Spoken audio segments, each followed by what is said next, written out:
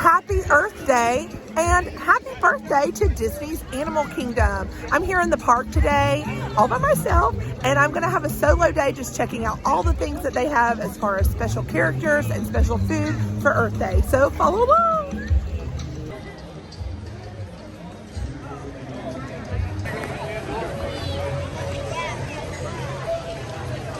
So I just talked to one of the cast members and asked about special food offerings for Earth Day, and it doesn't seem like there are any this year, which is kind of a bummer, but there are some special characters and some other special activities, so we're gonna go check all of those things out instead.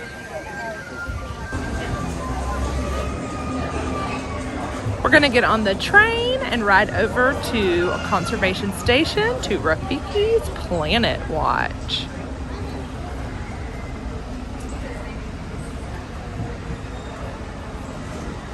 As we make our way to Rafiki's Planet Watch, keep an eye out for some of the exciting wildlife we might encounter along the way, and the highly trained specialists who care for them.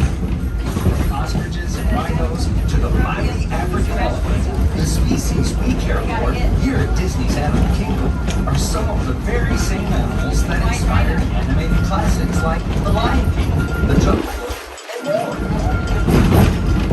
Did you know Bambi was the first animated feature to bring live animals into the studio? In the 1940s, Walt Disney and his animators modeled characters from the film after the movements and natural behaviors of their great live counterparts. Even with the latest advances in computer animation, this tradition continues today as animators travel around the world to observe animals in their own surroundings. And that includes here at Disney's Animal Kingdom.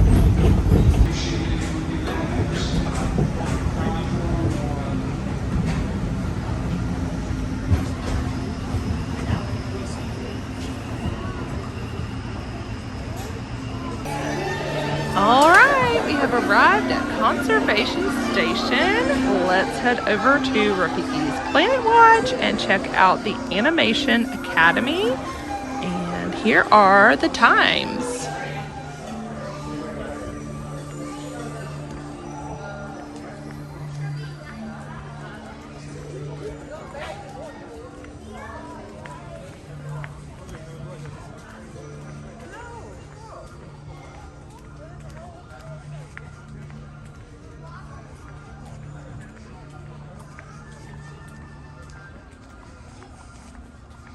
So here at the conservation station is Rafiki's Planet Watch, and they have a petting zoo, and they have different areas where you can earn Wilderness Explorer badges, but they also have the Animation Academy, and that is what I am here for today.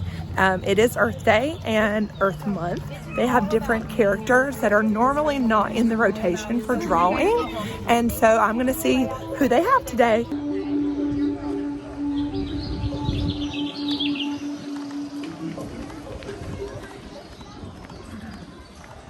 So over here is the petting zoo. We're gonna walk past all of that today and go inside to the Animation Academy.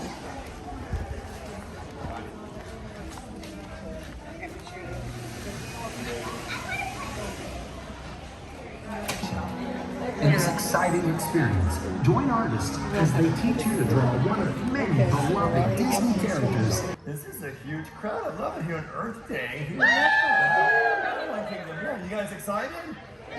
All right, now are you ready to learn how to draw one of our classic Disney characters? Remember, drawing for this class is the one and the only from Bugs Life. You know you love him. It's Heimlich the caterpillar. Woo! There's a Heimlich out there. Awesome. Great. Well, my name's Mike, and I'm going to be the artist sharing with you how to draw Heimlich. And now, of course, in the film, he pretty much remains a caterpillar until towards the end. Then he builds into his cocoon, and then he emerges from the caterpillar as A beautiful butterfly! And he still looks like a caterpillar with wings. Not quite the metamorphosis we were hoping for, but there you go, that's what he gets. Anyway, you guys remember, this is awesome, great, awesome. So, right now you have all the stuff you need. See, years ago, Walt would bring live animals into the studio, but since I don't really have any butterflies to show you here per se, we have the garden outside. What we're gonna do instead, since this is Earth Day and Earth Month, I'm going to share with you a little bit about the Disney Conservation Fund. Some of you are aware of the Disney Conservation Fund and the things we do to help out our animals, but may not be aware of how far reaching we go around the world. So take a look to these screens, to left and right, and hopefully this will inspire you as we get ready to draw a beautiful butterfly. Think you can do that? Nodding your head's good. You can think, I'm going to walk you right through. We'll have a whole lot of fun. Who said no? I'm going to walk you right through. You'll be fine. We're going to break it down in some simple shapes. We're going to focus our attention on the area for those eyes first, right near the top of the page. There's the head. We're going to play with those eyes. Let me zoom in one more time. Help you out. This is where we're going to begin our drawing. The features right there in the face. And let's get going working on the hindleg. Now, right away, there should be a disconnect for some of you because butterflies, caterpillars do not look like this, okay? We really simplified the features of them to make them look more anthropomorphic, more cartoony, and more human-like, to make them more relatable. But if you actually look like a true caterpillar, it would not be such a fun-looking character, because as you're going to find out very shortly, true caterpillars don't look like that at all. Anyway, let's begin with those features for those eyes. Now, we're going to draw these nice little egg-like shapes for the eyes for hindleg. Now, draw lightly, because your pencil doesn't have an eraser. Neither does mine. So you're not going to be able to erase anything, but it's okay. It's okay, because this is a drawing class, not an erasing class. So if you're going to try to raise your hand and ask me for an eraser, I got news for you. You're not going to get one. Just draw lightly. You can get an eraser later on. I'm sure you've got a number 2 pencil somewhere back at the home, in your purse, or maybe back at your resort, or wherever you're staying at. There's a number 2 pencil with an eraser on it, waiting for you to erase to your heart's content. But here we're not going to do that. So lightly draw the shape of an eye, an egg, which is going to fit easily in this space, very lightly. Now we're also going to lean this egg-shaped eye a little upwards, kind of like the eyes are going 2 different directions here, to give a little bit of a balance. So here we go. Left eye, very lightly, we're going to draw this egg shape with a bit of a lean, going to the left. Kind of light, go around a couple of times. It's a very small egg, but yeah. Yeah, there it is. I'll let the top part be just a little darker to suggest some eyelids or eyeglasses. There you go. Now I'm going to draw the shape for the other eye. It's going to be another egg-like shaped oval. We'll draw this one, and this one's going to be leaning outwards a little bit one other way. It's actually going to break outside of our little shape slightly. Suggest some eyelids on that one too. All right, now, things to consider. Caterpillars do not have eyes like this. What they really have are 6 pair, that's right, 6 pair, that's 12, of these things called simple eyes. So the butterfly has a different set of eyes. Yes, they do. This is the iris and pupil that we're going to draw. So begin with it. And then I'll draw the other one over here too. He becomes a butterfly eventually. But butterflies do not have eyes like this either. They have 2 compound eyes, and each of those compound eyes, there's thousands of individual eyes on each compound eye. So basically their vision is like looking through a kaleidoscope. And as they move their eyes around, things keep shifting in the kaleidoscopic vision, which is what they really are seeing with. Here we're just going to give him, not the thousands of eyes he should have, we're just going to give him 1. Well, 2. And 1 each. So here is our pupil. It's inside. There. I'll put a tiny reflection of light inside the eye too. Tiny reflection. And then should begin the rest. There you go. And I'll do the same thing for the other eye. All the caterpillars have, that's right. You know what you think about it. In fact, it's the one thing that crosses your mind when you're thinking about a caterpillar. This is one feature that's foremost in your mind. In fact, on the count of 3, I want all of you to yell at that one feature that caterpillars have. That's the first thing that crossed your mind. Okay, on the count of 3. 1, 2, 3, go. Eyebrows! Expressive eyebrows. Yeah. Some of you have been to a few of my classes apparently. Well, yes, expressive eyebrows. Very good. Yeah. Caterpillars do have noses? No, they don't. What do they smell with? Their feet? Well, actually, they can taste with their feet. But they smell with their antennas. We're going to add some antennas here. Yes, the antennas. These antennas are going to be kind of simplified. We're going to make them look a little bit like corn dogs. Warped corn dog shapes, okay? So I'm going to begin with my left one right here. I'm going to anchor it to the head. Like so. There's the base. My little corn dog. And the end of the corn dog is up there. It's already drawn in for you. Go ahead and connect the shape. Make it look like a oddly shaped corn dog. Put that in there. Great. Here, look to the left. Okay, this will be Way over here. Expand it past that circle. And then attach it, like so. And then I'll let it kind of put a little shape of a chin down here at the bottom where it goes around the bottom here. It actually has a double chin. I'm going to figure that out in just a moment. Shape for the chin. And then from there on the left, curve that around and join them together. Now the right side. Right side's pretty easy. Really just going to follow the shape of the circle as it curves around. All the way around. There it is. Closing off the shape toward that head. Right, very good. Now, let's work on the shape for his nose. Oh wait, he doesn't have a nose. That's right, he doesn't have a nose. But if he were a butterfly, he would have a nose. Sort of a nose. It's a thing called a proboscis. Okay.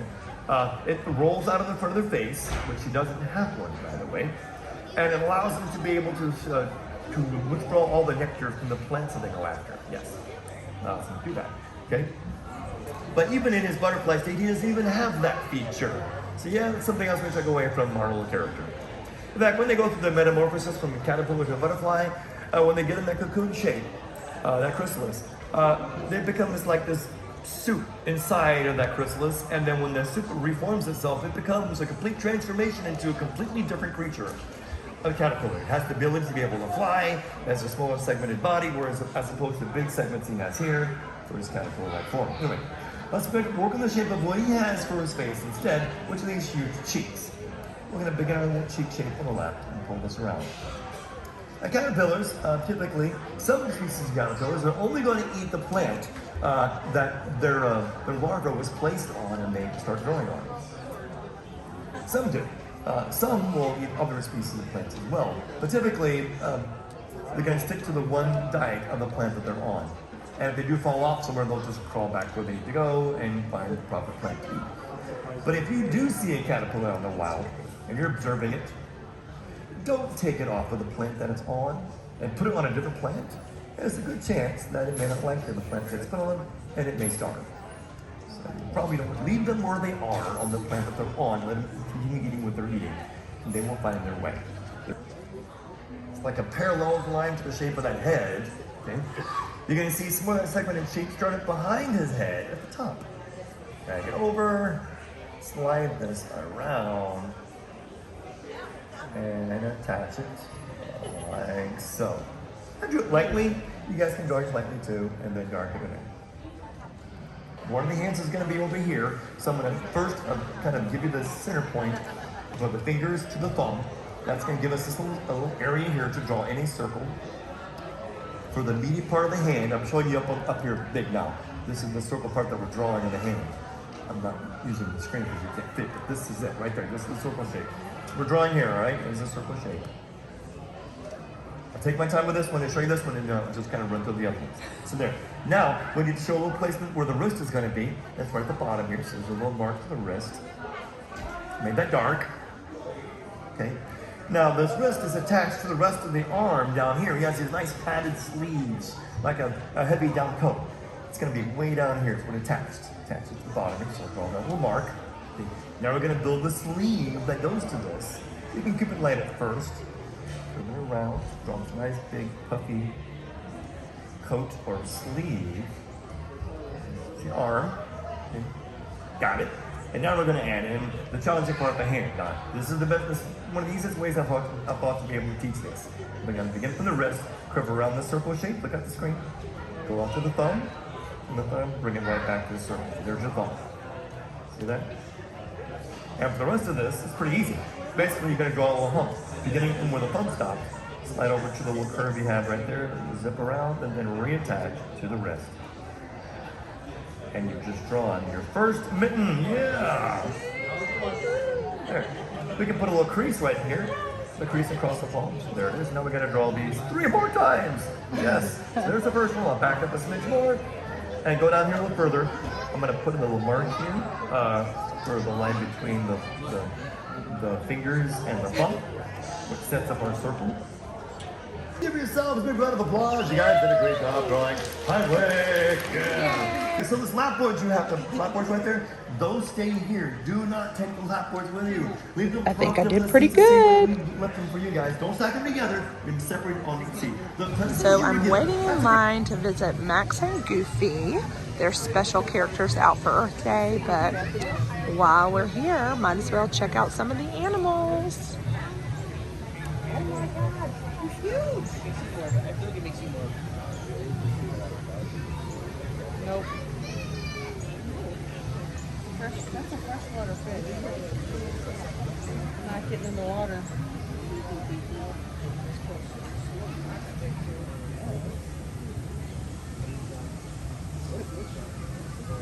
It's a big dude for a little lake.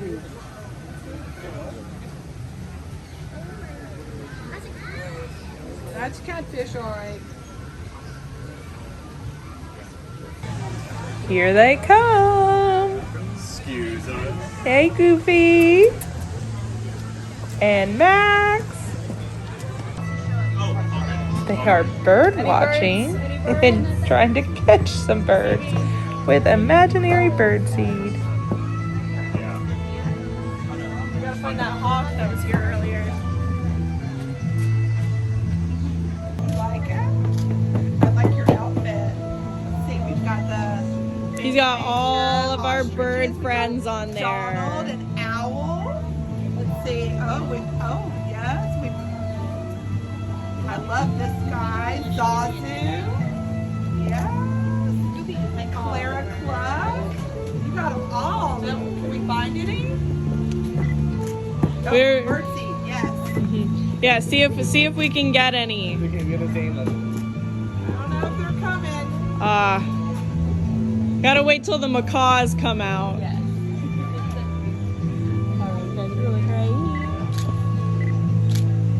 Perfect. Aww. Happy Earth Day. Can I get a picture of just you by yourself? Sorry, Max, you're not wearing a cute outfit. They love his outfit. You didn't want to wear the matching outfit. I love your outfit, Goofy. Look at all these cool patches. All the best Disney birds. Oh, so cute.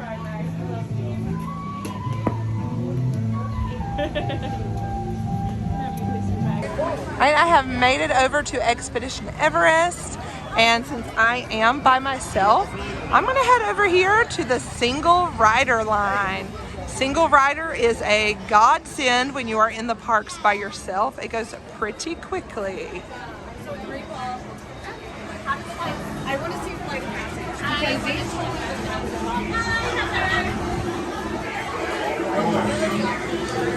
Hi!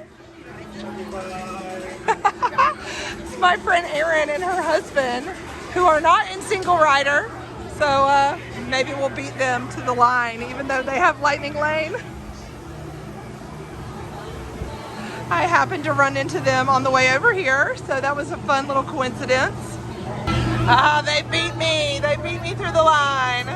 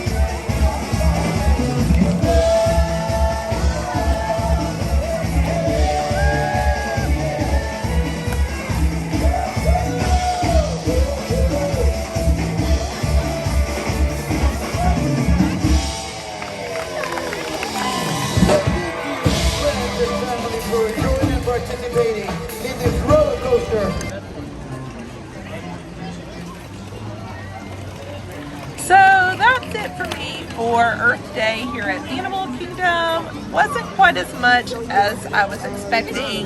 There definitely was not as much as there has been in years past, which was unfortunate. But regardless, it was still fun.